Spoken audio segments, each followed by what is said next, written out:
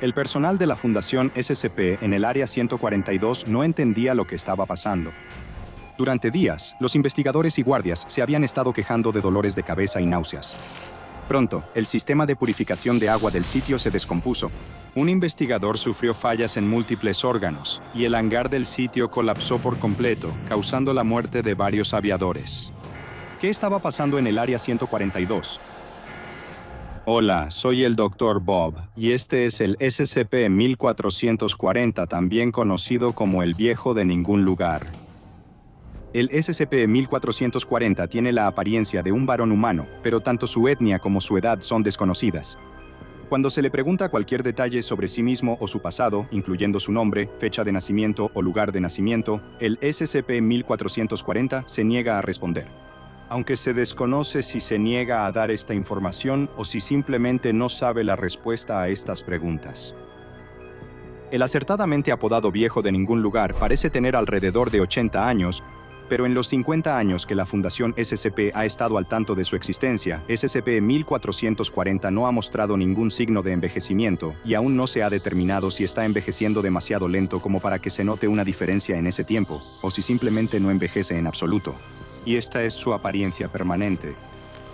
Pero la falta de envejecimiento de SCP-1440 ni siquiera es lo más extraño de él. Su verdadera naturaleza anómala se revela una vez que entra en contacto con la población humana o cualquier objeto fabricado por el ser humano y permanece en contacto con ellos durante más de unos días. Después de varios días de exposición, ocurre un efecto adverso agudo en todo lo que esté directamente conectado con la humanidad en las cercanías de SCP-1440. Comienzan a ocurrir eventos destructivos que se vuelven cada vez más desastrosos hasta que los objetos hechos por el hombre son destruidos o las personas en contacto cercano mueren. Las únicas excepciones a estos eventos destructivos son el propio SCP-1440 y sus pocas pertenencias, que consisten en su ropa, un saco hecho de material no identificado, un paquete de cartas de juego desgastadas y una pequeña copa de vidrio. Se desconoce si estos objetos están de alguna manera protegidos de los eventos anómalos destructivos o si en realidad no son objetos hechos por el hombre. SCP-1440 parece estar consciente de sus efectos anómalos sobre las poblaciones humanas y los objetos, y parece intentar evitar su destrucción evitando el contacto humano tanto como sea posible. Sin embargo, por alguna razón, SCP-1440 se ve obligado a viajar siguiendo lo que parece ser un patrón altamente complejo, uno que siempre termina llevándolo a encontrarse con poblaciones humanas, quiera o no. Los detalles de este patrón, tanto su forma como la razón por la que SCP-1440 se siente obligado a seguirlo, aún se desconocen. Y al igual que con los otros detalles de su origen, el Viejo de Ninguna Parte no ha podido proporcionar información adicional ni ayuda. SCP-1440 ha explicado que el crecimiento de la población humana y su expansión hacia áreas previamente deshabitadas ha hecho cada vez más difícil evitar el contacto con la humanidad mientras sigue su complejo patrón de movimiento. SCP-1440 no es activamente hostil, ni resistirá o se defenderá contra intentos de contenerlo. Desafortunadamente para la Fundación SCP, todos los intentos de contener a SCP-1440 han fallado hasta ahora. Estos intentos de contención han provocado grandes pérdidas de vidas del personal y de recursos de la Fundación como resultado de los efectos anómalos destructivos que siguen a SCP-1440. El Viejo de Ninguna Parte llamó por primera vez la atención de la Fundación SCP después de que el propio SCP-1440 se acercara a una investigadora de la Fundación que iba camino al trabajo. De alguna manera, SCP-1440 sabía que esta investigadora trabajaba para la Fundación y solicitó su ayuda. Cuando la investigadora preguntó qué tipo de ayuda buscaba, respondió que esperaba que la Fundación pudiera destruirlo. Fue llevado a un sitio de la Fundación SCP para un mayor interrogatorio y estudio, y fue ahí donde se presenciaron por primera vez los efectos anómalos destructivos. Todo el sitio fue destruido, lo que mató a varios miembros del personal y destruyó 6 objetos SCP de nivel seguro y Euclid. Hasta ahora, todos los demás intentos de contener al SCP-1440 han resultado en eventos destructivos similares. El SCP-1440 no se resiste a los intentos de la Fundación SCP de contenerlo. Durante un cuarto intento de este tipo por parte de la Fundación, el SCP-1440 fue llevado al Área 142. El viejo de ninguna parte aplaudió los continuos esfuerzos de la fundación, pero también expresó que lo mejor sería permitirle irse, ya que los resultados para los investigadores serían los mismos que en los 3 intentos anteriores: la muerte de todos los involucrados.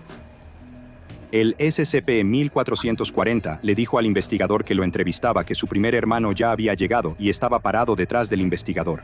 Continuó explicando que los hermanos son diferentes, pero al mismo tiempo son uno solo. Todos son crueles, vengativos y capaces de guardar rencor por mucho tiempo. Ellos son la causa de la desgracia de SCP-1440 y, por lo tanto, la causa de la desgracia de cualquiera que entre en contacto con él. Luego le dijo al investigador que el segundo hermano había llegado y que el tiempo se estaba acabando. Si no era liberado pronto, entonces la destrucción comenzaría. El investigador preguntó por el tercer hermano y preguntó cuánto tiempo les quedaba, ya que aparentemente el tercero aún no había llegado. SCP-1440 explicó que el tercero, a pesar de ser el más cruel de todos, nunca llega y que en realidad es la aparición del último hermano lo que de alguna manera liberará al viejo de ninguna parte. SCP-1440 ha pasado incontables meses y años buscando al tercer hermano, intentando devolver algo que le ganó a los otros dos. Luego hizo referencia a desafiar a la muerte misma a un juego de cartas por su vida. Y si el investigador alguna vez se encuentra en esa situación, no debe hacer lo que hizo el viejo de ninguna parte. En ese mismo momento, el dispositivo nuclear almacenado en el Área 142 detonó, a pesar de que tenía múltiples sistemas de seguridad que deberían haber hecho imposible tal detonación. El Área 142 fue destruida y todo el personal en el lugar murió. El SCP-1440 fue visto una semana después, a más de 3.000 kilómetros del Área 142, sin mostrar señales de haber sufrido algún daño. Después de que se realizaron 3 intentos adicionales de contención, y todos terminaron de manera igualmente desastrosa, los futuros intentos de contener al SCP-1440 han sido suspendidos indefinidamente hasta que se encuentre un procedimiento de contención adecuado que no implique una pérdida inaceptable de recursos y personal. La investigación y el análisis del patrón de desplazamiento del SCP-1440 continúan, con un enfoque en minimizar la exposición de civiles a él, al igual que la investigación para encontrar una manera de contenerlo permanentemente en el futuro.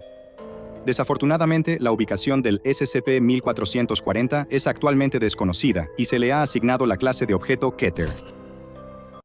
2 hombres caminan por un túnel caluroso y polvoriento excavado directamente en la roca. Sus antorchas arrojan la luz suficiente para ver que las paredes están cubiertas de extraños jeroglíficos. Han estado en muchas tumbas antes, pero nunca habían visto marcas como estas. Ven algo más adelante, una persona desplomada contra la pared. Uno de los hombres corre hacia allá y ve que, quienquiera que haya sido, ha estado aquí por mucho tiempo. No queda nada más que huesos y algunos pedazos de tela. Mientras el hombre examina el esqueleto, su compañero lo llama. Hay algo que tiene que ver. Está mirando a través de un agujero en la pared del túnel, y al otro lado hay una caverna enorme. En medio de la enorme sala está la visión más extraña que cualquiera de los dos haya visto. Una enorme pirámide invertida que se extiende desde el techo de la cueva hacia abajo. Se miran asombrados antes de correr más profundo por el túnel, seguros de que los llevará a la pirámide y a los increíbles tesoros que debe tener dentro. Pueden ver a través de más agujeros en la pared del túnel que están cada vez más cerca de la pirámide. Finalmente, llegan a una entrada en la parte más alta y ancha de la estructura. Al entrar en la pirámide invertida, ven que los pasillos son al menos el doble de altos que cualquier otro que hayan visto antes y están cubiertos con más de esas extrañas marcas. Empiezan a caminar por el pasillo y pronto se dan cuenta de que hay numerosos giros, vueltas, caminos ramificados y callejones sin salida. Es un laberinto. El hombre se voltea para decirle a su amigo que deberían considerar irse y regresar con otros, pero se da cuenta de que está completamente solo. Debieron haberse separado en algún momento. Empieza a retroceder por los pasillos, girando de un lado a otro, tratando de seguir sus propios pasos. Sin embargo, se detiene abruptamente cuando escucha un ruido extraño. Un rechinido metálico llena el aire. El hombre observa cómo las paredes mismas empiezan a moverse, desplazándose y reorganizándose. Sin previo aviso, el pasaje abierto frente a él se cierra, bloqueando su camino de regreso. El hombre comienza a gritar. No hay respuesta a sus gritos. Asustado, corre cada vez más profundo en el laberinto, pero por más que lo intenta, no puede encontrar a su amigo, ni la salida. ¿Cuánto tiempo lleva caminando? ¿Horas? ¿Días? Puede recordar haber oído moverse las paredes al menos una vez más. Agotado, se sienta contra la pared. Solo tomará un pequeño descanso, luego seguirá buscando. Debe ser capaz de encontrar la salida. Debe escapar. Hola, soy el Dr. Bob, y este es el SCP-875, también conocido como Criminales de Guerra. SCP-875 es la designación que la Fundación SCP le ha dado a una enorme pirámide subterránea cuya ubicación exacta es un secreto muy bien guardado. Hasta ahora, no se ha encontrado ningún registro de la construcción de la pirámide en documentos históricos, aunque hay evidencia que sugiere que SCP-875 es una estructura hecha por el hombre, mientras que el exterior de SCP-875 está hecho de arenisca normal como las pirámides de Egipto. Hay una capa interna compuesta de una aleación metálica que aún no ha sido identificada. El primer piso de SCP-875 es accesible a través de un túnel y contiene varios pasadizos que parecen haber sido construidos para entidades mucho más altas que los humanos. Estos pasadizos están dispuestos en una configuración similar a un laberinto, con vueltas en U y callejones sin salida. Para aumentar la confusión, la geografía del laberinto cambia periódicamente. Mecanismos ubicados dentro de las paredes y el piso se activan automáticamente cada 48 horas, cambiando por completo la distribución. Mientras que cualquiera que tenga la mala suerte de quedar atrapado dentro de los muros cambiantes de SCP-875 puede encontrarse incapaz de salir por el mismo camino por el que entró. Hay una serie de placas de presión y palancas ocultas que se pueden encontrar a lo largo del laberinto, las cuales abren secciones de la pared, creando nuevos caminos y atajos. Pero estos interruptores también provocan la liberación de lo que la Fundación ha designado como SCP-875-1. SCP-875-1 son pequeñas criaturas voladoras parecidas a insectos, de aproximadamente 6 centímetros de largo y con una masa de alrededor de 3 gramos. No se parecen a ninguna especie conocida de insecto en la Tierra, lo que sugiere que su origen podría ser extraterrestre. Cuando se liberan, los SCP-875-1 atacan en enjambre a la persona más cercana, picándola sin piedad. Su picadura es altamente ácida y causa daños severos a los nervios y tendones. Y este potente ácido, combinado con su tendencia a atacar en enjambre, ha provocado que las extremidades de las víctimas se vuelvan lo que solo puede describirse como licuadas. El uso previo de explosivos dentro de la pirámide ha dejado aberturas hacia un segundo piso inferior que son relativamente fáciles de acceder, siempre y cuando la configuración actual del laberinto permita llegar a las brechas. La característica principal del segundo piso son 4 grandes cubas, cada una de las cuales contiene un líquido transparente similar en apariencia al agua normal, que ha sido designado como SCP-875-2. Cuando los humanos están expuestos a SCP-875-2, experimentan efectos similares a los de un agente amnésico, pero con la sensación adicional de sentirse felices y satisfechos. Siguiendo lo que parecían ser túneles de mantenimiento en el segundo piso, se llega a un tercer piso de la pirámide que alberga un gran reactor nuclear. El reactor ocupa la mayor parte del área de este nivel de la pirámide y parece enfriarse por sí mismo, sin evidencia de una fusión nuclear u otro desastre nuclear que haya ocurrido.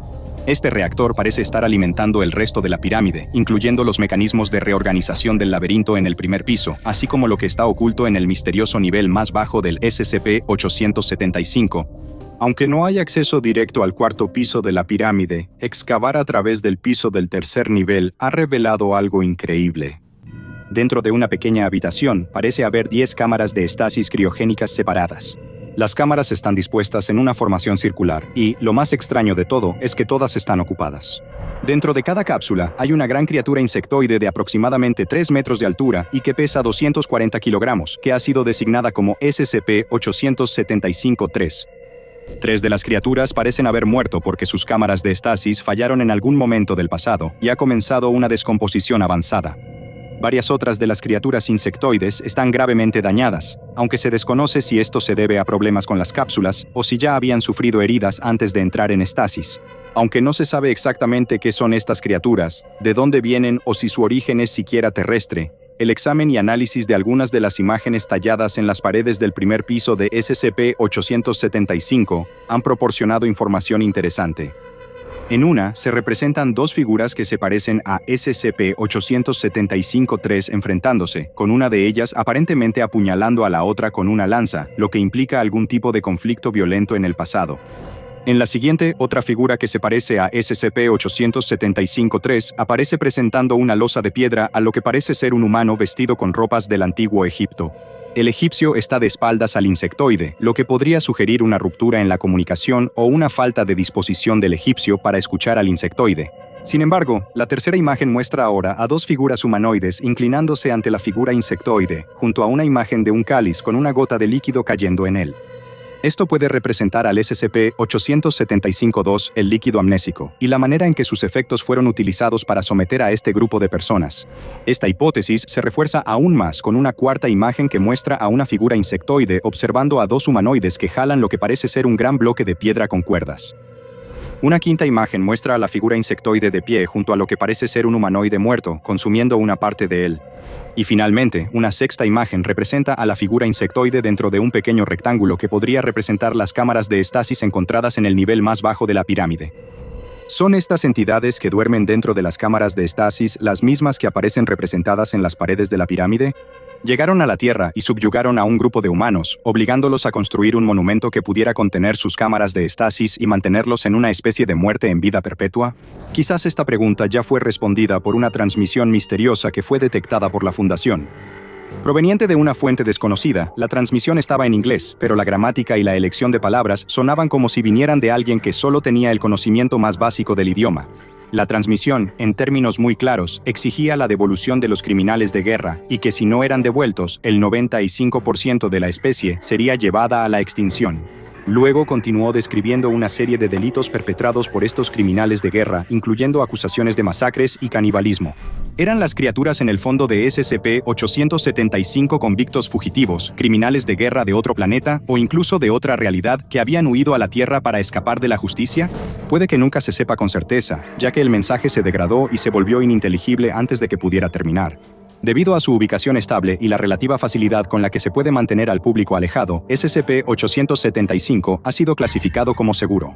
Su ubicación está marcada como una base militar en los mapas, y las imágenes satelitales han sido alteradas de acuerdo con el procedimiento Watson 24. Los civiles que se acerquen a la zona deben ser puestos bajo custodia de la Fundación y se les deben administrar amnésticos de clase A. Al personal de investigación solo se le permite entrar a SCP-875 cuando va acompañado por 2 miembros del personal de seguridad, y 6 miembros del personal de mantenimiento deben monitorear el reactor nuclear en todo momento. Si algún miembro del personal es picado por instancias de SCP-875, uno debe ser tratado en el lugar por personal médico con álcalis para neutralizar las picaduras ácidas. Y en casos extremos, se autoriza la amputación de las extremidades afectadas. En caso de que un espécimen de SCP-875-3 se active, el personal de seguridad debe someterlo de manera no letal si es posible y transportarlo a un sitio seguro para investigaciones adicionales. Es 1916, justo en medio de la Primera Guerra Mundial, y un soldado británico está acurrucado en una trinchera, asomándose ocasionalmente por encima. Se supone que debe estar de guardia, pero hay poco que ver en la oscuridad que cubre la tierra de nadie. Pero entonces ve algo. Algo grande. Es una figura sombría, a unos 6 metros de distancia, y parece que está cavando en el lodo. Está demasiado oscuro para distinguir lo que está mirando, así que el soldado dispara una bengala al cielo, iluminando el campo de batalla con una luz roja tenue. Ahora puede verlo claramente.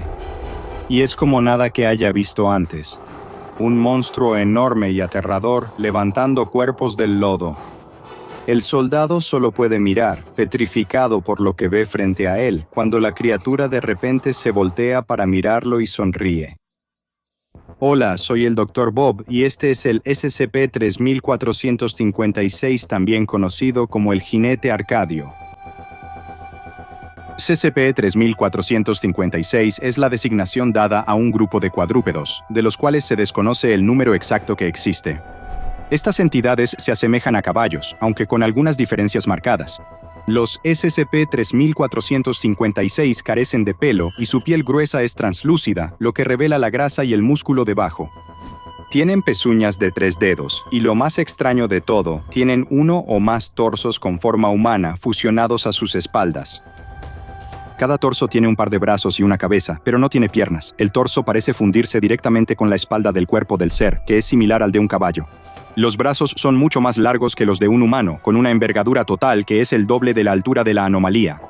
Los brazos son tan largos que normalmente se arrastran por el suelo cuando la criatura se mueve. Al final de cada brazo hay 5 huesos afilados que sobresalen de donde normalmente estarían los dedos. En lugar de una nariz, la mayoría de las instancias de SCP-3456 tienen un agujero en el centro de la cara, el cual es capaz de producir un grito agudo tan fuerte como el motor de un avión a reacción. Las instancias de SCP-3456 varían en tamaño, y la manifestación más grande registrada mide 30 metros de altura y 15 metros de largo. Sus cuerpos también han demostrado ser bastante resistentes y son completamente inmunes a las armas convencionales.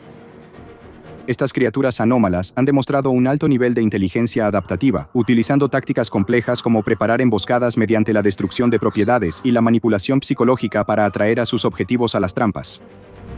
Este alto nivel de inteligencia ha llevado a muchos en la Fundación a creer que el SCP-3456 es sapiente. Cualquier observación directa de una instancia de SCP-3456 hará que la entidad advierta la presencia de su observador, y en ese momento demostrará que lo ha detectado girando exactamente en la dirección del observador. Una vez que una instancia de SCP-3456 ha detectado a su observador, comenzará a comportarse de manera depredadora, acechando a su testigo y persiguiéndolos mucho más allá del sitio inicial de manifestación. Todo el tiempo se oculta y utiliza camuflaje mientras los persigue. SCP-3456 repetirá este comportamiento una y otra vez, dejándose ver intencionalmente por los observadores una y otra vez, mientras caza y atrapa a cada uno, hasta que ha capturado a un gran número de individuos y de repente se desmaterializa. Actualmente se desconoce a dónde lleva SCP-3456 a sus víctimas o qué les sucede una vez que se desmaterializa. Tampoco se sabe cuántas víctimas necesita capturar SCP-3456 antes de quedar satisfecho y desmaterializarse, para siempre, ya que el número de víctimas ha variado entre cada caso. Actualmente no se entiende por qué, pero SCP-3456 no quiere o no puede cruzar cuerpos de agua dulce. Y llegar al otro lado de un cuerpo de agua dulce como un río, un lago o incluso un arroyo es la única forma conocida actualmente de escapar de la anomalía una vez que comienza su persecución. Las instancias de SCP-3456 suelen aparecer cerca de lugares de sufrimiento humano masivo, como campos de batalla y desastres naturales o provocados por el hombre. Ya ha habido numerosos informes y avistamientos de 3456 en eventos históricos a lo largo de los siglos XIX, XX y XXI, con múltiples manifestaciones que a menudo aparecen en el mismo evento. Un informe de la Fundación contiene el relato de una instancia de SCP-3456 que apareció durante la Primera Guerra Mundial en la Batalla del Somme. Se difundieron rumores entre las tropas británicas en sus trincheras sobre la aparición de una criatura mítica que muchos creían que era el Nukelavee, un demonio parecido a un caballo con orígenes en la mitología de las Orcadas. Como muchos SCPs, este antiguo cuento popular resultó tener orígenes muy reales. El infante británico Dave Harkin llevaba un diario en el que describía huellas gigantes de cascos que aparecían en el lodo del campo de batalla y soldados que desaparecían en circunstancias misteriosas, aparentemente asesinados por fuerzas aún más aterradoras que las que la guerra podía producir. Harkin describe a un soldado que estaba disparando contra los alemanes que avanzaban cuando el lodo bajo sus pies comenzó a hervir. Antes de que alguien pudiera reaccionar, el lodo salió volando por todas partes y todos fueron derribados. El soldado desapareció, ni siquiera quedó una parte de su cuerpo. Y Harkin estaba seguro de haber visto unas protuberancias óseas saliendo del lodo debajo del soldado justo antes de que desapareciera. Poco después, Harkin vio al jinete orcadiano en el campo de batalla y el jinete vio a Harkin. Observó cómo la instancia de SCP-3456 sacaba cuerpos del lodo y se los llevaba hacia la oscuridad.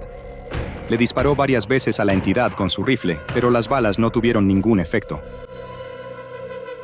Con el paso de los días, el ser mitad hombre, mitad caballo seguía apareciendo noche tras noche, siempre haciendo lo mismo, recogiendo soldados heridos del campo de batalla y llevándoselos a la oscuridad.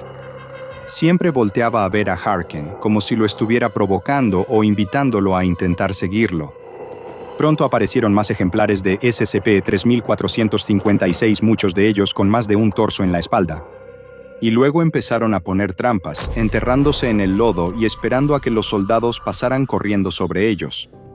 Dave Harkin fue declarado desaparecido en combate en la Batalla del Somme y se presume que fue capturado por el mismo ejemplar de SCP-3456 que observó por primera vez. Otro testimonio de primera mano de un encuentro con SCP-3456 ocurrió después del terremoto de 2011 y el posterior desastre nuclear en Fukushima, Japón. Con más de 2.500 personas desaparecidas, se reportaron varias manifestaciones de SCP-3456 en las áreas afectadas por el terremoto, y equipos de reconocimiento de la Fundación SCP fueron enviados a investigar, 2 de los cuales fueron eliminados rápidamente durante los encuentros con las instancias de SCP-3456. Un escuadrón, después de explorar la ciudad evacuada y no encontrar nada, vio una instancia de SCP-3456 de pie, inmóvil, en medio de una intersección. Cuando fijaron la vista en el jinete orcadiano, el torso humano que colgaba inerte del cuerpo del caballo inmóvil se enderezó y comenzó a agitar los brazos, dañando y destruyendo los edificios y estructuras a su alrededor. Luego se giró hacia el equipo y emitió un chillido ensordecedor desde el agujero donde debería estar su nariz antes de comenzar su persecución. El equipo inmediatamente comenzó los procedimientos de evacuación, incluso ordenando un ataque con drones en un intento de ralentizar a la anomalía que los perseguía. El equipo se refugió en un edificio alto abandonado, pero sabían que su única oportunidad de escapar era si lograban cruzar el cuerpo de agua dulce más cercano, lo que significaba atravesar un puente sobre el río Araucagua, que estaba a 1 kilómetro de distancia. El equipo estaba a 50 yardas del puente sin más señales de SCP-3456 cuando uno apareció de una calle lateral justo a su lado.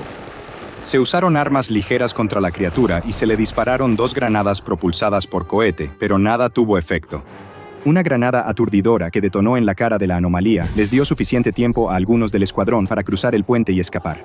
Pero 2 miembros del equipo fueron llevados por el SCP-3456, y la última imagen capturada por una de las cámaras montadas en el casco del escuadrón fue una toma del jinete orcadiano sonriendo justo antes de desmaterializarse. El SCP-3456 actualmente no está contenido, y debido a su naturaleza extremadamente peligrosa y la falta de procedimientos de contención, ha sido designado como clase Keter. Todo el personal que observe a la entidad debe ser tratado con amnésicos de clase G, y su instalación de tratamiento asignada debe estar ubicada a menos de 1 kilómetro de un cuerpo de agua dulce. La Fundación tiene un proyecto en curso para atribuir cualquier referencia histórica al SCP-3456 a mitos, neurosis de guerra, histeria o trastorno de estrés postraumático, TEPT. Y cualquier informe de pérdida de vidas o daños a la propiedad relacionados con la anomalía debe ser reemplazado por explicaciones que atribuyan la causa a otros eventos naturales o provocados por el hombre. Las regiones donde es más probable que aparezca el SCP-3456 deben ser monitoreadas de cerca, con personal listo para ayudar en los esfuerzos de evacuación. Pero por encima de todo, debe evitarse la observación directa del SCP-3456, ya que una vez que eso ocurre, hay muy poco que incluso la Fundación SCP pueda hacer para protegerte. El cielo sobre la isla está embravecido, el aire se agita, haciendo que las copas de los árboles se sacudan violentamente. Por encima, pasa una gran máquina zumbante, llena de hombres armados, con una insignia blanca de 3 flechas, apuntando hacia adentro estampada en sus uniformes. Para ellos, esto es solo otra misión. Para quienes observan desde abajo, esto es un presagio, y no es el primero. Todo comienza unos días antes. 2 personas que viven entre la tribu indígena no contactada de las Islas Sentinel se enferman. Nadie puede averiguar qué les pasa. En plena noche, sus cuerpos se paralizan, los músculos se tensan, las articulaciones se niegan a moverse, incluso sus rostros se deforman en expresiones sombrías de dolor y terror. Por la mañana, el resto de los sentineleses ha encontrado a la pareja afectada, y a pesar de sus mejores esfuerzos, no hay nada que puedan hacer para tratar la enfermedad. El helicóptero desciende, sus rotores cortan ramas de los árboles, abriendo un hueco en el entorno natural. Botas con punta de acero bajan del helicóptero, pisando fuerte contra la rampa de metal mientras cada soldado sale, arma en mano. Para sorpresa y horror de los centinelas, estos extraños irrumpen en su hogar como una tormenta. Agarran a los 2 afectados por la extraña enfermedad y los arrastran de regreso hacia el helicóptero. Cada grito y protesta de los indígenas es ignorado. Este es el día en que se descubriría el SCP-2136. Los satélites de la Fundación SCP fueron asignados para monitorear las Islas Sentinel después de que la vigilancia aérea detectara un cambio de comportamiento errático entre la tribu no contactada que vive allí. Quedaron bajo investigación y un agente fue enviado a las islas para observar directamente a los sentinelenses. Su mandato era claro: no interferir con los locales. Incluso la Fundación debía respetar su aislamiento. Todo eso cambió cuando el agente faltó repetidamente a los reportes programados con el comando operativo de la Fundación. Al perder el contacto, rápidamente se sospechó que había un peligro visual presente en las islas, una situación que requería condiciones de operaciones a ciegas. La Fuerza de Tareas Móviles ETA-10 fue enviada. Esta unidad, también conocida por su nombre en clave, CNO Evil, solo se desplegaba para contener, investigar o neutralizar peligros visuales cognitivos y agentes miméticos. Y lo que encontraron en las Islas Sentinel fue exactamente eso. Cuando la MTF ETA-10 regresó de su despliegue, se asignó a el Dr. Heidke para investigar una posible anomalía, a la que se le dio la designación provisional de 2136. Era su primer puesto de supervisión, asignado por el Dr. Richards de la Fundación. Trabajando junto a Heidke estarían el Dr. Fletcher, un astrobiólogo, y el Dr. Masur, un experto en bioquímica, así como un traductor competente. En su diario de observación, el Dr. Heidke expresó su emoción por informar sus hallazgos después de una cuarentena inicial de 96 horas. CNO Evil había asegurado a 2 sujetos durante su operación, el par designado como 1 y 2. También habían recolectado muestras de tejido de un tercer individuo fallecido, cuyo cadáver había sido encontrado junto al par. Durante su captura y transporte de regreso a una instalación de la Fundación, tanto 1 como 2 expresaron un claro deseo de no ser separados. Los 2 sujetos fueron puestos bajo observación por circuito cerrado de televisión, con la doctora Heidke observando mientras se sentaban en camas opuestas en una sala de contención, conversando entre ellos. Al escuchar, el Dr. Masur pudo determinar que 1 y 2 estaban hablando en un dialecto bengalí, lo que parecía sugerir que tal vez no eran nativos sentineleses. Al interrogarlos a través del intercomunicador en su sala de contención, el equipo de investigación pudo averiguar que estos 2 eran agentes que trabajaban en nombre del gobierno de la India. Exigieron ser liberados, aunque la Fundación negó su solicitud. Al llegar a un punto muerto, los agentes se negaron a divulgar más información a sus captores, aunque esto planteaba la pregunta: ¿por qué exactamente la India enviaría agentes encubiertos para infiltrarse en una tribu remota? ¿Qué era exactamente lo que buscaban? ¿Y qué habían encontrado? Al día siguiente, 1 y 2 seguían exigiendo que los dejaran salir e incluso se negaban a dormir, aparentemente en señal de protesta. Según la observación del Dr. Heidke, ninguno de los 2 parecía mostrar signos externos de comportamiento o propiedades anómalas. Nada sugería que 1 o 2 estuvieran experimentando los efectos de un peligro cognitivo visual, lo que llevó al Dr. Heidke a preguntarse si los operadores de la Fuerza Móvil de Tarea habían detenido a las personas equivocadas. Después de una larga conversación en susurros, el par de sujetos solicitó que se permitiera a otra persona unirse a ellos en su celda. Uno explicó que era demasiado peligroso para ellos dormir, aunque se negó a dar más detalles. El Dr. Heidke rechazó su solicitud a menos que los 2 comenzara a cooperar. A las 9:30 en la segunda noche de su cuarentena, de repente apareció evidencia de una anomalía. A pesar de que 1 le pedía a su compañero de celda que se mantuviera despierto, 2 se quedó dormido. En menos de un minuto, 1 de ellos cayó al suelo, su cuerpo se endureció y quedó completamente inmóvil. El sonido de su compañero agente cayendo despertó a 2, y en el momento en que volvió a estar consciente, el otro pareció recuperarse. Tanto la doctora Heidke como el Dr. Fletcher seguían examinando a los sujetos y coincidieron en que el contacto visual claramente estaba desempeñando un papel en el efecto anómalo, designado como 2136A. Más tarde esa misma noche, la doctora Heidke solicitó que se asignara una clase D a su equipo de investigación. Se acordó que a este miembro desechable del personal se le permitiría entrar a la celda, pero a cambio, los sujetos 1 y 2 debían revelar todo lo que sabían al Dr. Masrur. Según su historia, un observador que trabajaba para el gobierno de la India había estado vigilando la actividad en las Islas Sentinel. Al igual que la Fundación, notaron un comportamiento extraño entre los nativos sentineleses. Se mantenían en grupos mucho más cerrados de lo normal, solo dormían por turnos y nunca dejaban que nadie de la tribu se alejara solo. Incluso sus movimientos eran bruscos, descoordinados, erráticos. Cuando el gobierno de la India perdió contacto con su observador, enviaron a 2 agentes para recuperarlo. 1 y 2 pudieron encontrar al hombre, pero ya estaba muerto, aunque no había señales de lucha. Cuando intentaron irse, la pareja fue vista por los sentineleses y atacada. Durante su escape, 1 y 2 parecieron contraer su condición anómala, 2136-A. Fue entonces cuando la Fuerza Móvil de la Fundación los atrapó. Por explicar lo que les había sucedido, se concedió la solicitud del sujeto. El sujeto clase D fue colocada en su celda bajo la designación de sujeto 3. El Dr. Fletcher se aseguró de que nadie fuera de la sala de contención viera a 1 o 2 cuando 3 entró. El Dr. Heidke incluso solicitó al Departamento de Contención de la Fundación que construyera una puerta exterior adicional como una esclusa de aire por si acaso fuera necesario abrir la celda de nuevo. Después de que estuvieron juntos en la sala durante 5 minutos, el equipo de investigación solicitó que 1 y 2 lentamente le dieran la espalda a 3 mientras se mantenían a la vista el uno del otro. Mientras obedecían, 3 de repente cayó al suelo. Ya la anomalía había empezado a afectarlo también. 3 fue reanimado rápidamente cuando 1 y 2 restablecieron el contacto visual, lo que le destacó al Dr. Heidke que la anomalía no solo era contagiosa, sino que parecía propagarse a través de una línea de visión directa. Él les indicó a los sujetos que durmieran por turnos, incluso decidió que el equipo de investigación hiciera lo mismo. Lo último que necesitaba la fundación era que uno de sus sujetos muriera porque alguien estaba demasiado cansado para vigilar. Sin embargo, tanto los doctores Heidke como Fletcher no durmieron mucho. La pareja se quedó despierta la mayor parte de la noche discutiendo sobre la anomalía recién descubierta, debatiendo su método de infección y posible punto de origen, y todas las implicaciones que eso conllevaba. El Dr. Fletcher insistió en que esta anomalía se comportaba como un virus, aunque Heidke no estaba convencido de que hubiera suficiente evidencia para respaldar esto. Finalmente, ambos cedieron y comenzaron a referirse a ella como un patógeno. Mientras trabajaban en las medidas preliminares de contención, describiendo en detalle cómo debía operarse y mantenerse la celda que albergaba a los 3 sujetos infectados, el Dr. Heidke notó al Dr. Masur en el reflejo del monitor de CCTV. Ella estaba tomando una siesta en una banca cercana. Lo que siguió fue un largo día de pruebas, con 3 sujetos inquietos y nerviosos después de no haber dormido mucho, y sus observadores tampoco habían descansado.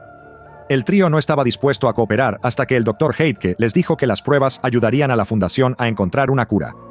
Durante más de 15 horas de pruebas, Heidke observó algunos detalles clave sobre la condición anómala.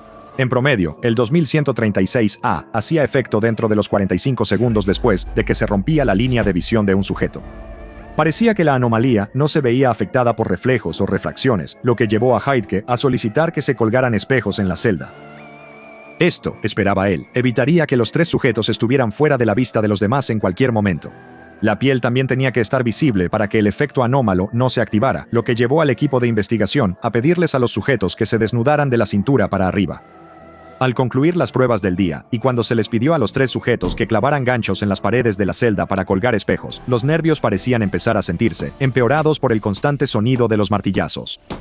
El Dr. Masur también había hecho un descubrimiento interesante, uno que rondaba en la mente de Heidke. Ella había examinado parte del tejido traído por la Fuerza de Tarea Móvil ETA-10, las muestras del observador muerto del gobierno indio. Había estructuras anómalas presentes dentro del tejido del fallecido, que parecían sugerir que el efecto 2136A era el resultado de algún tipo de parásito. En las primeras horas de la mañana siguiente, los doctores Heidke y Masur notaron que el sujeto 2 parecía estar teniendo pesadillas intensas, sacudiéndose y convulsionando mientras dormía. Parecía que la infección estaba degradando gradualmente sus funciones motoras, incluso mientras los otros sujetos lo observaban dormir. De repente, el Dr. Masur derramó accidentalmente café sobre los borradores de los registros de observación de Heidke, disculpándose profusamente. Se estaba volviendo claro que necesitarían un equipo de investigación de relevo para hacerse cargo. La falta de sueño estaba agotando a todos, tanto a los investigadores como a los sujetos. Las pruebas del día tampoco salieron bien, ya que tanto el 1 como el 2 se volvieron disruptivos, negándose rotundamente a cumplir con las instrucciones. En un momento, el 2 empezó a moverse bruscamente por la celda, gritando algo que el Dr. Masra tradujo como «No puedo parar, ayuda». Las pruebas se cancelaron por completo más tarde ese mismo día, ya que tanto el 1 como el 2 ahora deambulaban tambaleándose por la habitación, lo que provocó que el sujeto 3 se alterara por su comportamiento. Parecía ser una nueva etapa de la infección. El 1 y el 2 seguían conscientes y al tanto de sus síntomas, pero eran incapaces de controlarse. Sus movimientos erráticos eran completamente involuntarios y alarmaron al 3. El clase D exigió que los otros 2 se mantuvieran alejados de él, aunque el Dr. Heidke mostró empatía hacia él. Él también había estado atrapado en una habitación pequeña con otras 2 personas y apenas había dormido. Un equipo de apoyo estaba programado para llegar al día siguiente, aunque para esa misma noche, el equipo de investigación ya sentía el peso del cansancio sobre ellos. El Dr. Fletcher parecía tan cansado que apenas podía levantar una pluma. Heidke ni siquiera podía sostener los cubiertos para comer. Dentro de la celda, el sujeto 1 y el sujeto 2 habían recuperado algunas de sus funciones motoras y permanecían mayormente sentados, moviéndose solo lentamente. También habían dejado de gritar, solo podían hablar arrastrando las palabras. El sujeto 3 se había agachado en una esquina, sujetando un martillo que había usado para colgar los espejos la noche anterior. A las 11:45 de la noche del cuarto día, el Dr. Heidke se vio obligado a declarar terminado el experimento. Todos los sujetos de prueba estaban muertos. Durante la noche, a pesar de sus esfuerzos por mantenerse despierto, el sujeto 3 empezó a sucumbir al cansancio y quedarse dormido. Cuando lo hizo, tanto el 1 como el 2 se pusieron de pie de repente y avanzaron hacia él. Sus movimientos ahora eran deliberados y controlados. Repetían una sola palabra que, según el Dr. Masrur, se traducía como mira. Sobresaltado, el 3 despertó, aún con el martillo en las manos. En el momento en que mató a los otros dos, el equipo de investigación se dio cuenta rápidamente de lo que estaba a punto de suceder.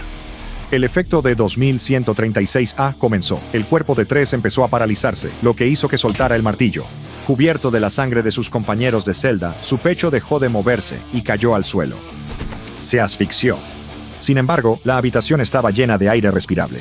Y lo peor era que aún no había terminado. El Dr. Heidke envió a Masra a pedir ayuda, desobedeciendo las órdenes de mantener una cuarentena de 96 horas.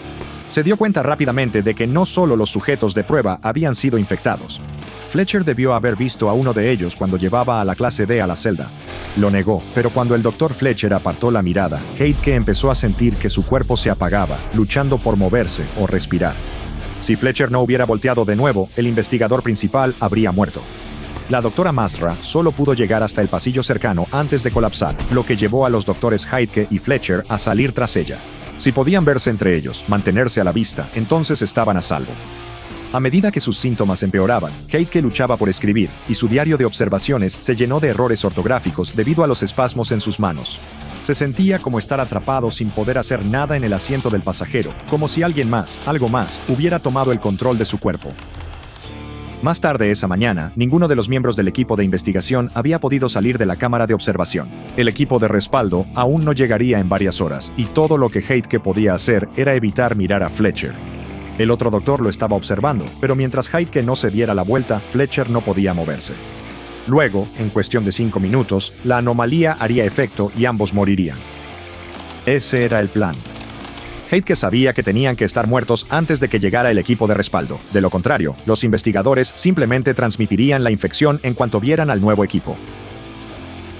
Los espasmos se habían calmado justo el tiempo suficiente para que el Dr. Heidke dejara una advertencia en su diario de observación.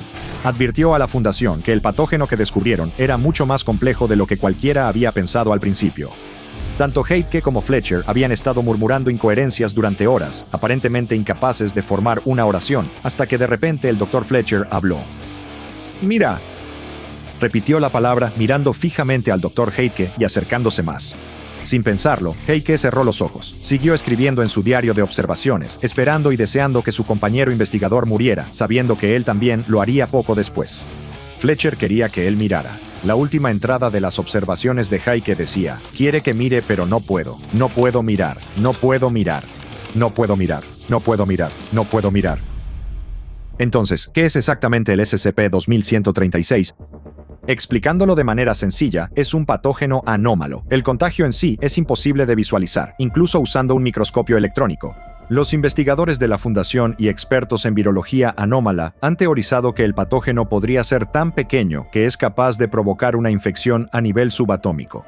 Algunos incluso han planteado la hipótesis de que los fotones individuales de luz pueden transportar esta infección anómala al rebotar en la piel humana, lo que permite que esa persona sea vista por otras personas. Cuando estas partículas de luz entran en la retina de otra persona, la infección también lo hace. El SCP-2136 se transmite a través de la vista.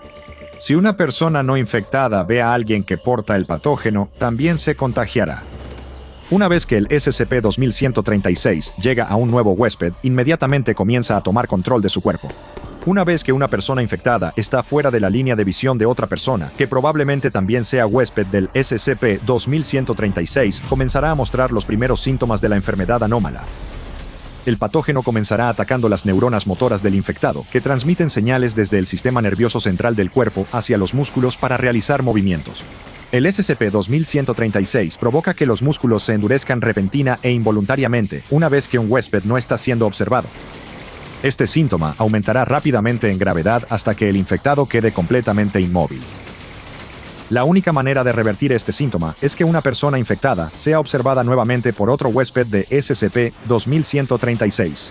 Si esto ocurre durante la aparición de los síntomas característicos iniciales, entonces el infectado recuperará rápidamente el control de sus funciones motoras y sus músculos funcionarán como normalmente lo harían. Sin embargo, sin observación, el patógeno continuará deshabilitando las neuronas motoras. Dado que estas neuronas también controlan funciones corporales como la respiración, es probable que los sujetos mueran en un plazo promedio de 5 minutos. Las causas de muerte que suelen ocurrir como resultado de la infección por SCP-2136 son típicamente insuficiencia respiratoria o insuficiencia circulatoria. Los investigadores de la Fundación han notado una similitud clara entre la forma en que el patógeno SCP-2136 afecta al cuerpo humano y la anomalía designada como SCP-2218. Este último se refiere a un grupo de individuos con una condición anómala que hace que se conviertan en maniquíes inanimados cada vez que son observados. Se ha abierto una investigación en curso sobre la posible conexión entre las dos anomalías. Se piensa, entre algunos investigadores, que los casos de SCP-2218 pueden haber adquirido sus propiedades anómalas de una variante modificada del patógeno SCP-2136. Alternativamente, otra corriente de pensamiento sugiere que la infección en sí misma proviene directamente de la condición que afecta a los casos de SCP-2218. Desde el momento en que fallecen, los humanos infectados con SCP-2136 ya no serán capaces de transmitir la infección. Durante los exámenes post-mortem, el personal funerario de la Fundación han descubierto la presencia de orgánulos anómalos, estructuras subcelulares que realizan funciones específicas dentro de las células, como los órganos lo hacen dentro del cuerpo. Se teoriza que estos orgánulos son posiblemente la forma madura del patógeno SCP-2136. Sin embargo, su función exacta es desconocida. Se piensa que, dado que se encuentran dentro de las células neuronales, que reciben impulsos y permiten que el cuerpo humano se mueva, estos orgánulos podrían tener algún papel en la prevención de estos impulsos eléctricos. Los investigadores de la Fundación que estudian el patógeno han descubierto que la composición de SCP-2136 sugiere que funciona absorbiendo algunos o todos los impulsos eléctricos enviados a través de las neuronas del huésped humano. Incluso se ha sugerido que SCP-2136 se alimenta de impulsos eléctricos, manteniéndose con vida mientras bloquea simultáneamente la función corporal del infectado. Pero el Dr. Heidke se dio cuenta de que esto estaba mal. SCP-2136 no solo se alimenta de impulsos eléctricos, los almacena usándolos para controlar los cuerpos de sus huéspedes. La conciencia del infectado se convierte en un pasajero involuntario en su propio cuerpo, mientras el patógeno mueve sus extremidades como un titiritero. Procesos como hablar son más complejos, pero si SCP-2136 puede aprender a mover un cuerpo, entonces puede aprender a hacerlo hablar. Hasta ahora, la Fundación ha ordenado a las fuerzas móviles ETA-10 y Theta-5 establecer un perímetro naval alrededor de las islas Sentinel. Todo contacto externo con la tribu indígena está prohibido hasta que se pueda determinar un protocolo de contención efectivo para SCP-2136. Se incluye una enmienda final en la entrada de SCP-2136 en la base de datos de la Fundación. La oración mal escrita dice: todos los huéspedes de clase D murieron. SCP-2136 está neutralizado. La única nota aguda y penetrante resuena por toda la catedral. Permanece en el aire mientras el niño la sostiene por mucho más tiempo del que sus pequeños pulmones deberían poder sostenerla. El niño es la estrella del coro y es muy conocido en toda su ciudad e incluso más allá, y la gente viene de lugares lejanos solo para tener la oportunidad de escuchar su voz de soprano perfecta. Pero esta noche, solo hay unas cuantas personas dispersas entre las muchas filas de bancas para escuchar al coro mientras ensaya. Y con justa razón. Aunque la aclamada voz del niño suena tan dulce y poderosa como siempre, el coro en sí está en su peor momento de los últimos tiempos. Este punto más bajo ha ocurrido porque muchos de los otros niños que solían cantar en el coro han desaparecido. El coro termina su canción, eso es todo por esta noche, y los niños empiezan a ponerse sus abrigos y a recoger sus cosas de debajo de sus sillas. El niño con la voz perfecta siente algo en su hombro y se da la vuelta asustado para ver que es solo la mano del sacerdote, quien también es el director del coro. El sacerdote es un hombre mayor con un rostro profundamente arrugado pero amable y le recuerda al niño que debe irse directo a casa. El niño le promete al sacerdote que irá directamente a su casa y el sacerdote le da una palmada tranquilizadora en el hombro antes de alejarse para dar el mismo consejo a cada uno de los otros niños. El niño sale a la noche oscura y fría mientras las pesadas puertas de la catedral se cierran detrás de él. Está lloviznando suavemente y él se ajusta el abrigo para intentar protegerse de la humedad y el frío. Mientras el niño comienza a caminar, se fija en el puesto de periódicos cerrado al otro lado de la calle. Los periódicos del día todavía cuelgan afuera y hablan de otro niño que ha desaparecido. Este es del pueblo de al lado. Todavía no hay pistas en los casos y los padres se han estado enojando con la policía por la falta de avances. Mientras el niño camina por la calle oscura, no se da cuenta de la figura sombría que ha salido de un callejón oscuro cerca de la catedral. Pero pronto, escucha el sonido de unos pasos en la acera mojada detrás de él. Mira por encima de su hombro y ve que la figura camina en la misma dirección que él. El chico vuelve a mirar al frente, sin querer llamar más la atención sobre sí mismo, e intenta acelerar el paso. Mientras el chico camina, sus oídos bien entrenados detectan rápidamente que quien sea que camina detrás de él también ha acelerado el paso. El chico no corre, pero siente que una oleada de miedo real comienza a crecer dentro de él. El chico acelera aún más el paso, y de nuevo escucha que la persona detrás de él también acelera el paso. El chico camina tan rápido ahora que, si acelerara más, tendría que echarse a correr. Sin embargo, su casa no está lejos. Dobla la esquina y puede verla, una casita pintoresca con una luz cálida que se derrama por las ventanas. Sabe que adentro su madre estará de pie en la cocina preparando la cena. Sabe que adentro está protegido de la noche y las sombras. El niño mira hacia atrás y ve que la figura dobla la misma esquina. El niño no puede esperar más y empieza a correr, y ve por encima del hombro que la figura también ha comenzado a correr. El niño corre lo más rápido que puede, sus pies salpicando agua de la acera. Puede escuchar que la figura se acerca cada vez más a él, sus largas piernas superando las suyas con facilidad. Pero ya está tan cerca de su casa, está tan cerca de estar seco, abrigado y a salvo. Se desliza hasta detenerse sobre las piedras húmedas frente a la puerta y extiende la mano hacia la manija. Dentro de la pequeña y cálida casa, la mujer que está cocinando la cena se sobresalta por el sonido de la puerta que de repente se abre de golpe. Ella se voltea y ve la entrada vacía. Sale a la calle, pero también está vacía.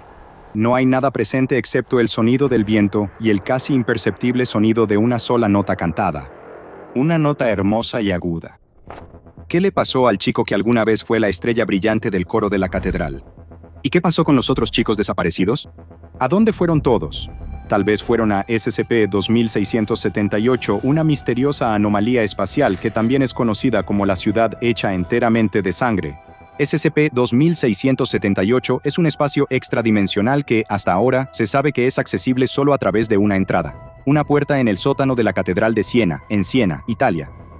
Extrañamente, la ubicación extradimensional detrás de la puerta solo pueden entrar personas que tienen lo que se podría llamar creencias tradicionalmente católicas. Quizá aún más extraño es que, cuando fue descubierta por primera vez, la puerta al espacio estaba bloqueada y una placa de metal había sido colocada junto a ella que decía «Departamento de Anomalías de la Fundación SCP». Esto puede no sonar especialmente extraño, pero fue una gran sorpresa para los agentes que lo investigaban, ya que no hay ningún registro de que haya existido alguna vez un departamento de anomalías dentro de la Fundación SCP. Excepto por el SCP-3790, por supuesto, que es otra habitación cerrada con candado que lleva un letrero similar. Pero ese archivo ha sido bloqueado por el Consejo O5 y tendremos que dejar esa exploración para otra ocasión. Regresemos al SCP-2678. Las personas que tienen creencias católicas y entran al espacio SCP-2678 descubren que salen a una pequeña estructura parecida a una tienda de campaña, que parece ser una especie de base operativa avanzada construida alrededor de la puerta independiente. El puesto de avanzada está abandonado, pero aún quedan varios objetos extraños, incluyendo un refrigerador de laboratorio biomédico que contiene numerosas muestras de sangre y hueso, varios tipos de grabadoras de audio que van desde modelos antiguos de tiras de cera hasta máquinas de cinta magnética y una terminal de computadora que, al activarse, solicita credenciales de la Fundación. Sin embargo, todos los intentos de acceder a esta computadora han fracasado, ya que ha rechazado todos los intentos por motivos de autorización insuficiente. También se encontró dentro del puesto de avanzada la partitura de un preludio coral previamente desconocido titulado Sul Gólgota, que al traducirse del italiano significa en el Gólgota, siendo el Gólgota el nombre de la colina donde, según la Biblia, Jesucristo fue crucificado. El último objeto encontrado en la tienda de campaña fue un esqueleto, aunque faltaban varios huesos, incluyendo el hueso de la cadera y ambos antebrazos. Un examen más detallado del esqueleto reveló que pertenecía a un hombre joven, aunque no se pudo determinar la causa exacta de la muerte, ni tampoco quedó claro si los huesos habían sido removidos antes o después de que el joven falleciera. Al salir del puesto de avanzada, los visitantes de SCP-2678 descubrirán que se encuentran en las afueras de una ciudad gigantesca que flota en medio de un vacío de color rojo anaranjado. La ciudad es realmente enorme, ya que se ha medido en más de 300 kilómetros cuadrados de tamaño, y está compuesta completamente por catedrales, palacios e iglesias, todos en el estilo arquitectónico gótico italiano. Una lluvia interminable de un líquido rojo, que se descubrió que es sangre humana, cae sobre la ciudad en todo momento y ha teñido los edificios de un color rojo intenso. Y aunque a primera vista parecen estar hechos de mármol, los análisis han encontrado que todos los edificios están realmente construidos de hueso humano. Específicamente, huesos pertenecientes a varones humanos de entre 7 y 12 años de edad. Pruebas posteriores del material encontrado dentro del refrigerador biomédico del puesto de avanzada revelaron que la sangre y los huesos almacenados eran muestras tomadas de toda la ciudad. Nunca se ha observado vida dentro de SCP-2678, aunque los visitantes han reportado escuchar una melodía aguda y discordante que parece provenir de algún lugar profundo dentro del laberinto de estructuras. Todos los intentos de grabar el sonido han fallado, ya que todo el equipo de audio presenta fallas dentro del espacio, y al reproducir las grabaciones, estas solo contienen el sonido de la lluvia de sangre cayendo a un volumen muy alto. Esto explica los diversos tipos de equipos de audio encontrados en el puesto de avanzada, que probablemente se usaron en intentos fallidos de grabar la música. Los intentos de rastrear la fuente de la melodía a través de la ciudad laberíntica inevitablemente llevan al mismo edificio, que es una réplica exacta de la misma Catedral de Siena, donde se encuentra la entrada a SCP-2678, aunque esta también está hecha de hueso y ha sido teñida de rojo por la sangre que cae.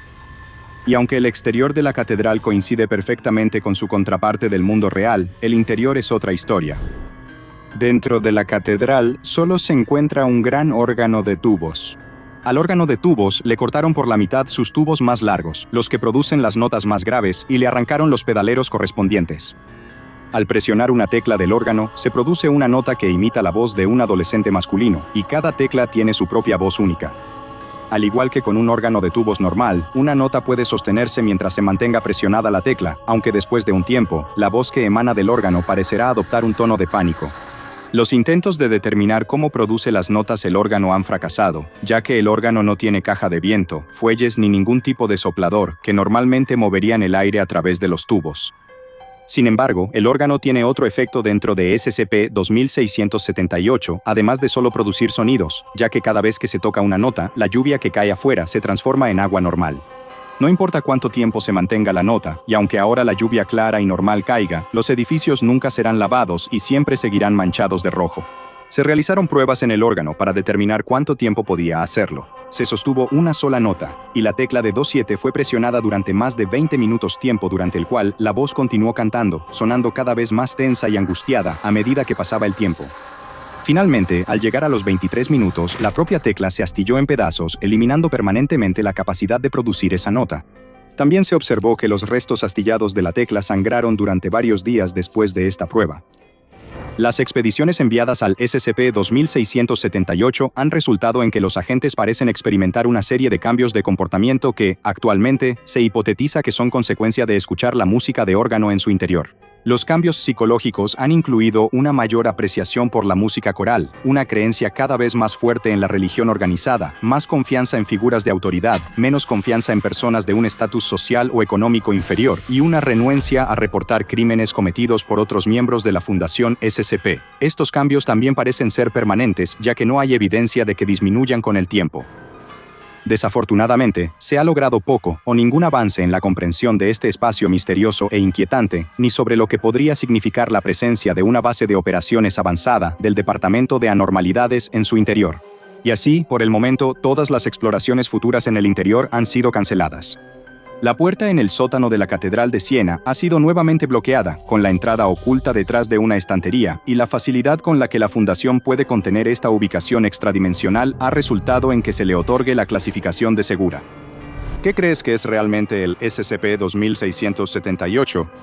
¿Quién construyó la extraña ciudad de sangre y hueso, si es que fue construida por una persona? En lo alto de las montañas de los Andes, dos mineros golpean la roca con sus picos en busca de minerales preciosos cuando ocurre algo extraño.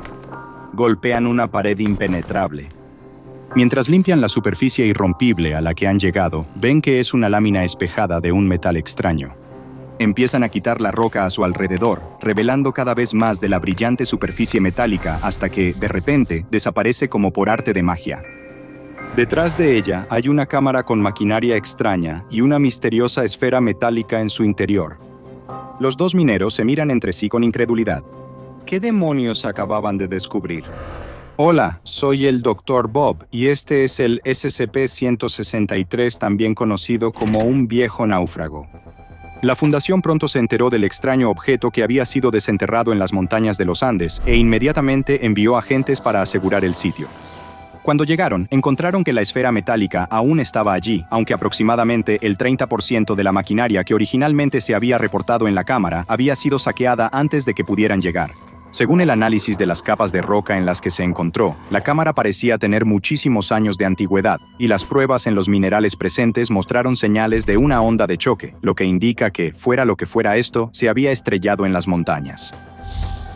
Al examinar la esfera metálica, los agentes descubrieron que era una especie de máquina y que tenía una interfaz relativamente simple. Los agentes desactivaron la máquina y se encontraron con un descubrimiento asombroso. La esfera espejada en realidad era una especie de escudo, y dentro había algo increíble, una criatura que solo podía describirse como extraterrestre, y pronto sería designada como SCP-163. El extraterrestre atacó de inmediato a los agentes, pero pudieron someterlo y transportarlo de regreso a un sitio de contención de la Fundación para una investigación adicional.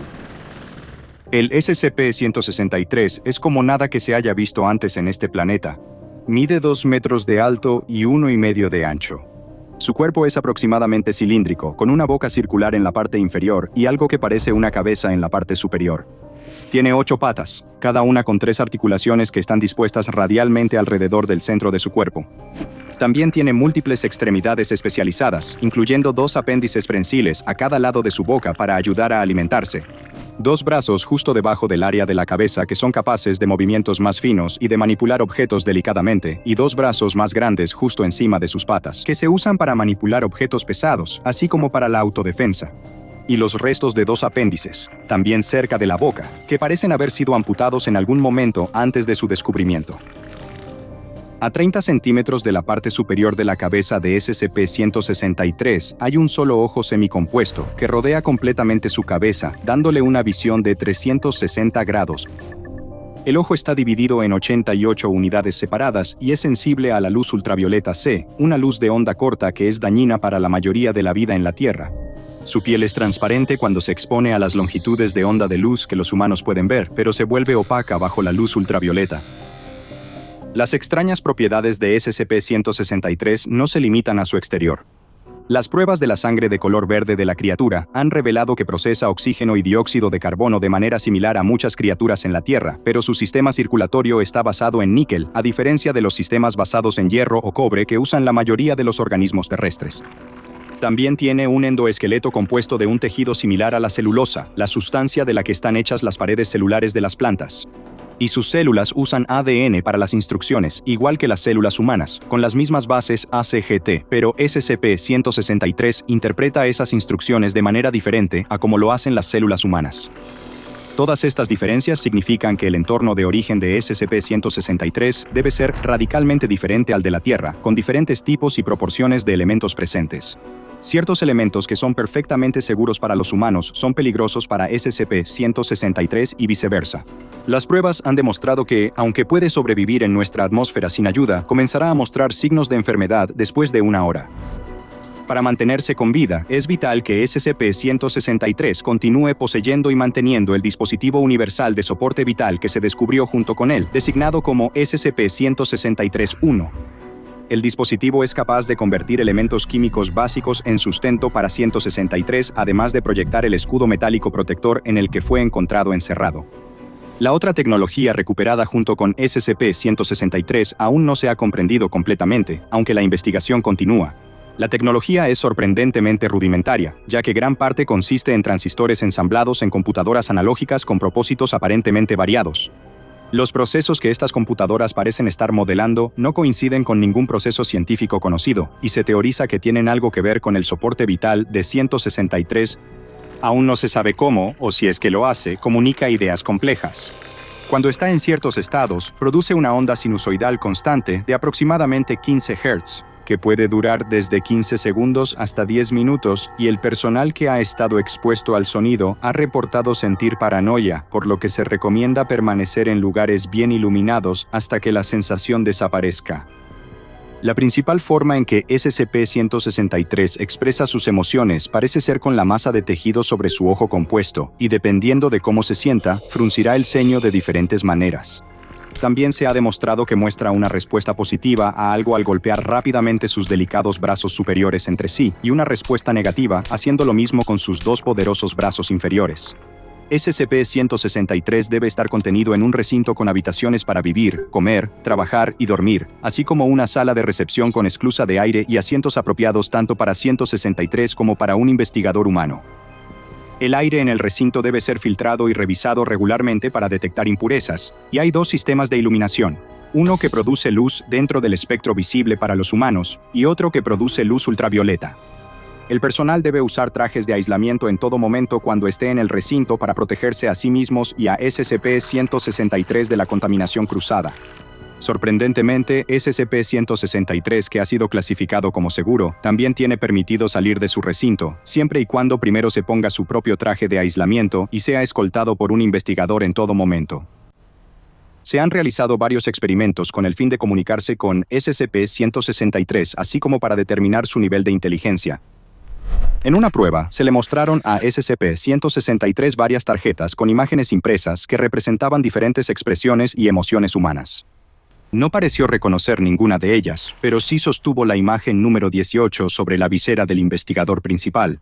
En otra prueba, se le dio un test para ver si era capaz de actuar con altruismo y ofrecer ayuda si se le daba la oportunidad. Un investigador llevó 2 bloques de madera y una caja al recinto de 163. El investigador abrió la caja y colocó un bloque dentro antes de cerrarla. Luego, el investigador intentó meter el otro bloque en la caja, actuando como si estuviera teniendo dificultades y no pudiera entender por qué el bloque no entraba en la caja cerrada. Después de observar durante 10 segundos, SCP-163 ayudó al investigador y abrió la caja, un resultado consistente con el comportamiento de los niños humanos cuando se les da la misma prueba. Pero el resultado más inesperado de todos llegó cuando un investigador llevó un lienzo, pinceles y una selección de pinturas de colores ultravioleta al recinto de 163. 163 comenzó a pintar de inmediato después de que le mostraron cómo hacerlo, y pronto produjo una pintura de un paisaje alienígena con plantas y animales nunca antes vistos. SCP-163 miró fijamente la pintura que había hecho durante 7 minutos antes de parecer enojarse, tirando la pintura al suelo y retirándose a una esquina de su habitación. Frunció el tejido en su cabeza, lo que indicaba angustia, y todos los intentos de comunicarse con él fracasaron. Eso fue así hasta que el investigador intentó retirar los materiales de pintura, momento en el que SCP-163 golpeó sus pesados brazos entre sí para indicar su descontento. Al día siguiente, el investigador trajo más materiales de pintura y SCP-163 continúa pintando imágenes de lo que presumiblemente es su planeta natal alienígena. Es realmente asombroso y afortunado que SCP-163 haya sido descubierto. La Fundación ahora está monitoreando todas las excavaciones de estratos rocosos que tienen una edad similar a la del lugar donde se descubrió al SCP-163. Quizás algún día se descubra otro extraterrestre, ofreciéndole al SCP-163 potencialmente una forma de volver a casa, o, al menos, un amigo. Un prisionero con uniforme a rayas es llevado por el corredor central de una penitenciaría por un par de guardias. A donde sea que lo lleven, el prisionero no se deja llevar en paz. Los otros reclusos se paran en las puertas de sus celdas observando mientras lo arrastran frente a ellos. El prisionero les suplica a los guardias que le tengan piedad, les ruega que no lo hagan entrar ahí, que lo sometan a cualquier cosa, a lo que sea en el mundo, menos a eso. Los guardias no prestan atención a sus gritos mientras lo obligan a avanzar. Llegan al final del pasillo y se detienen frente a la última celda, número 67. El prisionero mira dentro de la celda oscura y vacía y grita, forcejeando contra sus captores una última vez antes de que lo dominen y lo empujen adentro, cerrando la puerta de golpe detrás de él. El prisionero mira a su alrededor en la pequeña y tenue celda. Todo lo que hay dentro es una cama con un colchón delgado y un inodoro sucio. Se ve extremadamente asustado, sus ojos recorren la celda como si un monstruo fuera a saltar de una esquina oscura y atraparlo. El prisionero escucha un crujido y salta asustado, girando para ver a un tipo diferente de monstruo. De pie entre los 2 guardias que lo trajeron aquí, hay un tercer guardia de la prisión. Es enorme, y el prisionero observa cómo truena los nudillos de sus manos gigantescas. El guardia gigante toma algo que cuelga junto a la puerta de la celda. Es una portapapeles. Mira el uniforme del prisionero y lee su nombre antes de anotarlo. El guardia grande pregunta por encima del hombro, «¿Entonces, qué opinan? ¿Un día?» ¿2? ¿Por este? Uno de los otros guardias responde. Se merece mucho más que eso por lo que hizo. ¿Por qué? ¿Qué hizo?, pregunta el grandote. Atacó a una de las enfermeras. Ella está en muy mal estado. ¿Una de las enfermeras? Las venas en la cabeza del guardia más grande empiezan a sobresalir mientras aprieta el lápiz con más fuerza. ¿Quién fue? Fue Gloria, responde el guardia. El lápiz se rompe en la mano del guardia gigante. Uno de los guardias lo recoge rápidamente y se lo devuelve. Apretando los dientes, responde, ya veo. Mientras el guardia gigante lo mira con ojos furiosos y violentos, el prisionero comienza a escabullirse de regreso a la oscura celda, aterrorizado por lo que le pueda pasar. ¿Te gusta atacar a las enfermeras, verdad? Bueno, te vamos a dar mucho tiempo para que pienses en eso. Te veré en un año. Los otros dos guardias se miran entre sí, claramente pensando que esto es extremo incluso para un crimen como este. ¿Estás seguro de que es una buena idea?, pregunta uno de los guardias, pero ya es demasiado tarde. El guardia ha anotado la fecha para exactamente un año después. No, por favor, no, grita el prisionero corriendo hacia los barrotes y extendiendo la mano como si eso pudiera ayudarlo de alguna manera, pero no lo hace.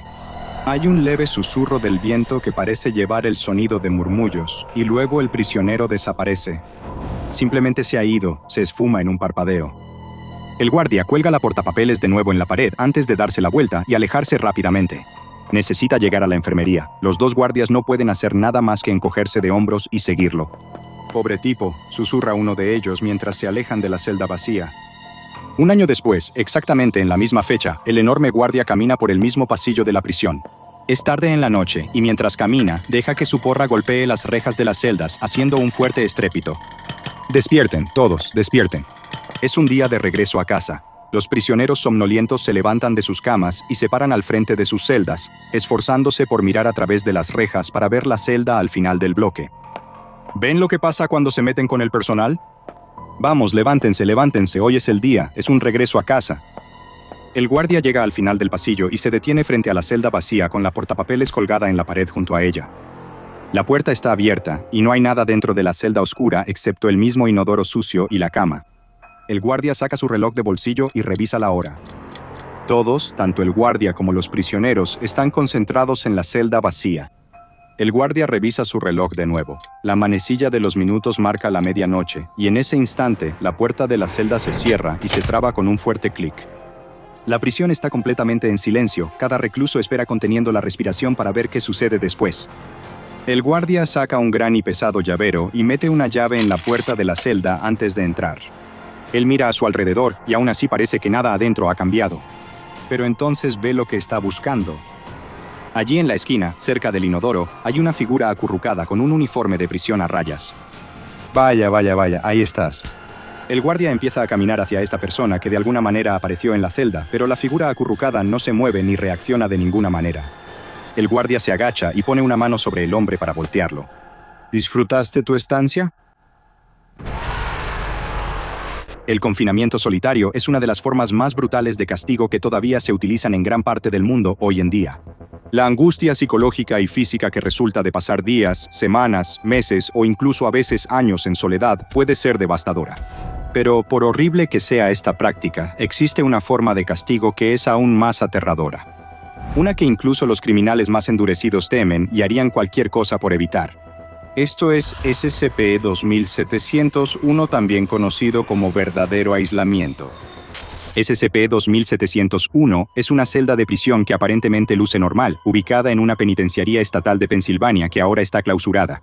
La prisión, que fue construida a principios de mediados del siglo XIX, ya mostraba signos de envejecimiento mucho antes de que finalmente fuera cerrada, y la celda contiene solo un inodoro y una cama antiguos, con un portapapeles colgado a la izquierda de la celda con varios formularios marcados como de ingreso. Los materiales de construcción de la celda parecen normales y el contenido en sí mismo no presenta anomalías. Es solo cuando alguien es colocado dentro de SCP-2701 y se utiliza el portapapeles junto a la celda que sus efectos aterradores se hacen evidentes. Cuando un ser humano es encerrado dentro de la celda, su nombre se escribe en el formulario de ingreso y se llena una fecha en la sección de fecha de liberación. El evento de activación anómala de SCP-2701 se pone en marcha. 13 segundos después de que se hayan cumplido estas condiciones, la persona dentro desaparecerá, desvaneciéndose completamente de la vista como si simplemente ya no existiera. Cualquier intento de comprender mejor el proceso por el cual se desmaterializan ha sido infructuoso, ya que todo el equipo de grabación apuntando hacia la celda o colocado dentro de ella solo mostrará estática o imágenes en blanco durante los 13 segundos previos a la desaparición del sujeto. Sin embargo, los investigadores que han observado el efecto en persona han reportado escuchar sonidos de viento y voces susurrantes no identificadas, pero aún se desconoce qué puede estar produciendo estos sonidos. A las 12 en punto de la medianoche en la fecha de liberación, la puerta de la celda de alguna manera se cerrará y se bloqueará sola si no está ya cerrada. En ese momento exacto, la persona que desapareció volverá a aparecer dentro de la celda cerrada con llave. Desafortunadamente para la persona que estuvo encerrada, aunque haya regresado a nuestra realidad, es poco probable que vuelva a ser la misma. Los experimentos con el SCP-2701 han revelado que quienes son colocados dentro y desaparecen experimentan un estado de privación sensorial completa, permaneciendo totalmente conscientes todo el tiempo. No experimentan sonidos, olores ni sensación de tocar nada. Ni siquiera ven oscuridad, ya que eso implicaría visión.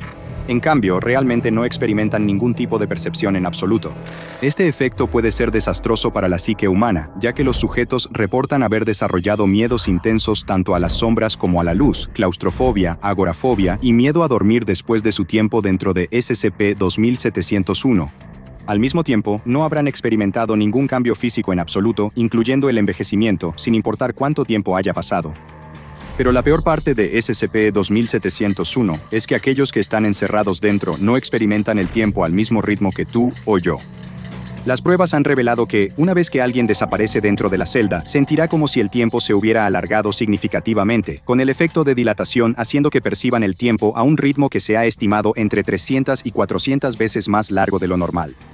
Eso significa que alguien colocado dentro por 2 horas experimentará el tiempo como si hubiera estado encerrado durante 25 a 33 días, mientras que alguien que permanezca dentro durante todo un año sentirá como si hubiera estado flotando en un vacío de la nada durante varios siglos. Los investigadores de la Fundación han teorizado que la ausencia de cualquier estímulo externo durante un periodo tan largo hace que la mente descomponga las estructuras de pensamiento racional en un esfuerzo por mitigar el estrés y que pronto sigue un colapso psicológico total. Para comprender mejor los efectos del SCP-2701, la Fundación SCP llevó a cabo una serie de pruebas utilizando personal de clase D. En un experimento que se realizó en un sujeto de clase D conocido como DD-77391, el evento comenzó a las 11:45 p.m. y la fecha de liberación se fijó para la próxima medianoche. Esto llevó a que el sujeto de clase D estuviera dentro de la celda durante 15 minutos, aunque él experimentó su tiempo dentro como si hubiera durado entre 75 y 100 horas. Cuando DD-77391 fue entrevistado 6 horas después de reaparecer, describió su tiempo dentro como un verdadero infierno. Experimentando nada más que vacío, no pudo hacer nada. No podía dormir, ni siquiera podía gritar. Se quedaron solos únicamente con sus pensamientos y recuerdos. Lo único que evitó que perdieran completamente la razón fue algo que uno de los investigadores les dijo antes de que entraran a la celda. El investigador les dijo que, sin importar lo que sintieran, tenían que aferrarse a la idea de que iban a regresar. Necesitaban recordar que no estarían ahí para siempre. Si bien estas palabras de aliento parecían evitar lo peor de los efectos mentales que DD-77391 pudo haber sufrido, también afectaron los resultados del experimento, y el investigador responsable fue reasignado a un proyecto diferente después de una suspensión de 6 meses. La Fundación SCP se enteró por primera vez de SCP-2701 tras recibir informes de ciertas anomalías en una penitenciaría estatal de Pensilvania. Hubo numerosas quejas por parte de abogados de que no se les permitía reunirse con sus clientes y que el alcaide de la prisión les negaba el acceso al lugar. Cuando finalmente se envió a la policía al lugar para investigar, se descubrió que toda la prisión, que anteriormente albergaba a 137 reclusos y contaba con varios empleados, tenía solo un habitante, el alcaide. Él describió el procedimiento de activación para la celda 667 y explicó que había colocado a cada prisionero dentro, uno por uno, y los hizo desaparecer. Había estado quedándose con los fondos que se suponía debían usarse para el cuidado de los reclusos, así como para sobornar a funcionarios y exempleados con el fin de mantener en secreto el plan del alcaide y evitar cualquier investigación oficial. El alcaide se entregó a la policía sin incidentes, y un agente encubierto de la Fundación dentro de la policía de Filadelfia pronto alertó a los agentes de la SCP sobre los efectos anómalos de la celda. Cuando un equipo de la Fundación llegó al lugar, encontraron la celda exactamente como se había descrito, junto con los formularios de ingreso. El alcaide de la prisión había dicho la verdad. Más de 100 formularios estaban llenos con los nombres de los reclusos, con fechas de liberación que iban desde 50 hasta más de 1300 años en el futuro. La facilidad con la que el SCP-2701 puede ser contenido ha llevado a que reciba la clasificación segura. La antigua prisión, donde se encuentra el SCP-2701, es monitoreada en todo momento por vigilancia de video y audio, y un guardia de seguridad equipado con sujeciones de cuerpo completo está presente en todo momento, para detener a cualquier sujeto que aparezca dentro de la celda, así como para evitar que se coloquen nuevos sujetos que no formen parte de un experimento oficial de la Fundación SCP. Un joven se revuelca en la cama. Ajusta su almohada e intenta dormir de espaldas, de lado, boca abajo, pero nada funciona. Se da la vuelta para ver la hora. 3 a.m. Esta es la tercera noche consecutiva que no ha podido quedarse dormido. Se siente cansado. Quiere dormir, pero cada vez que cierra los ojos y el sueño empieza a llegar, algo sucede. Y de repente, vuelve a estar completamente despierto. Es como si alguien siguiera activando un interruptor en su cerebro para mantenerlo despierto y no hay nada que pueda hacer para detenerlo. Está afectando todo en su vida. No puede concentrarse en clase, su desempeño en el trabajo se va por la borda.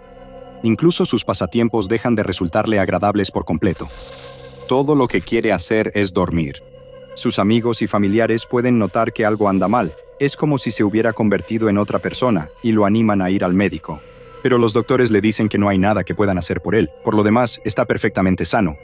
Debería probar algunos remedios naturales como la raíz de valeriana y hacer más ejercicio. No tiene idea de cuántos días lleva despierto ahora. 4, 5, quizá más. A estas alturas, la falta de sueño ni siquiera es lo peor. Son las alucinaciones. A veces solo se trata de una sombra bailando en la periferia de su visión.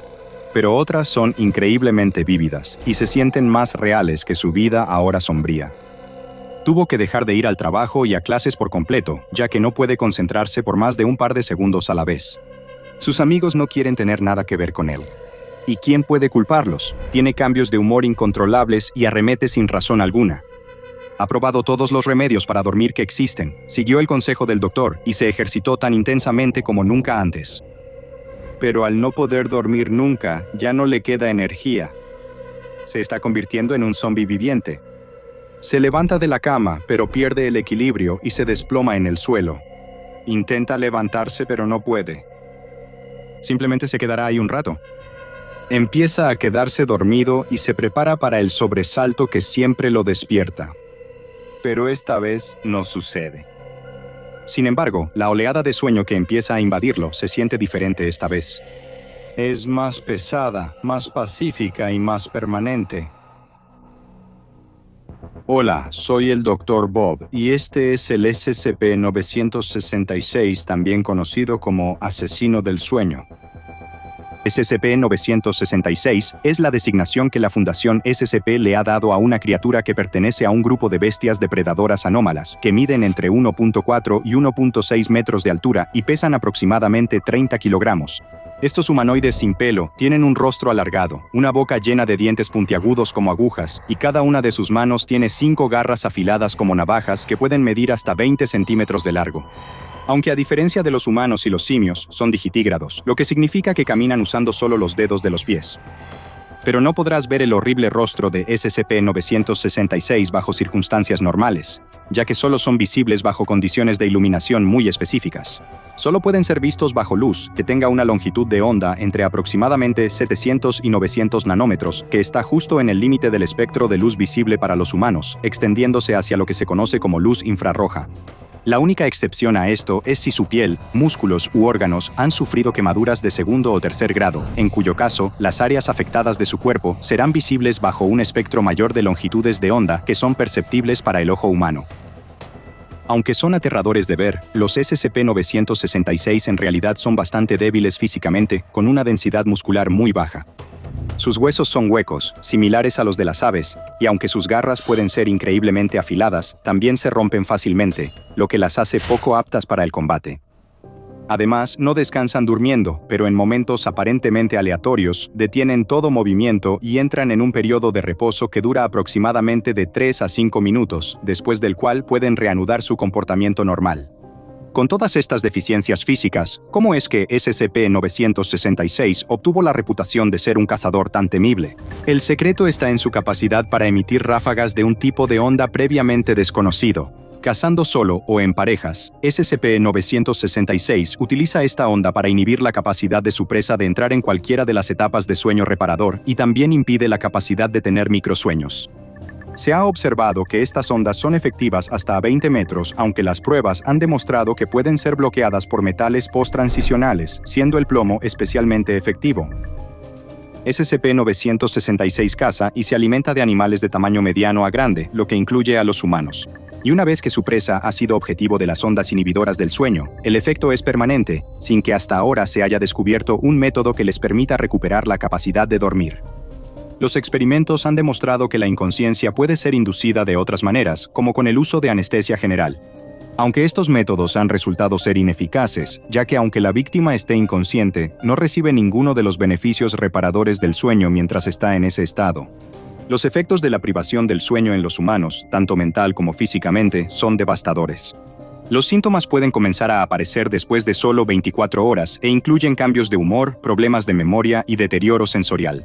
Después de 2 a 3 días, las hormonas del cuerpo se desregulan y funciones corporales como el hambre, la sed y la temperatura fluctúan de manera extrema, mientras las habilidades cognitivas empiezan a disminuir drásticamente. Las alucinaciones, la paranoia y los ataques de ira son comunes, y el riesgo de muerte por privación del sueño aumenta con cada día que pasa sin dormir. Y esto es exactamente lo que SCP-966 quiere.